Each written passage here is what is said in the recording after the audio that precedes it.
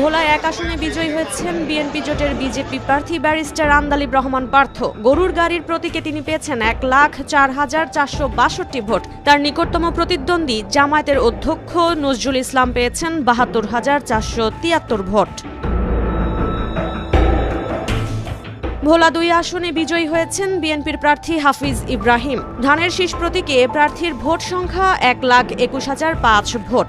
বিপরীতে নিকটতম প্রতিদ্বন্দ্বী জামায়াতের ফজলুল করিম পেয়েছেন ৯৩,৪৯৮ ভোট। ভোলা ৩ আসনে বিজয়ী হয়েছেন বিএনপি স্থায়ী কমিটির সদস্য ও অন্যতম হেভিওয়েট প্রার্থী মেজর অবসরপ্রাপ্ত হাফিজ উদ্দিন আহমেদ। ধানের শীষ প্রতীকে তিনি পেয়েছেন ১,৫১,৭৭৪ ভোট। তার নিকটতম প্রতিদ্বন্দ্বী জামায়াত সমর্থিত বিডিএফ প্রার্থী নেজামুল হক পেয়েছেন ৫৫,৬৬০ ভোট। অন্যদিকে ভোলা ৪ আসনে বিজয়ী হয়েছেন বিএনপির নুরুল ইসলাম নয়ন। ধানের শীষ প্রতীকে তিনি পেয়েছেন ১,৯০,০০৫ ভোট।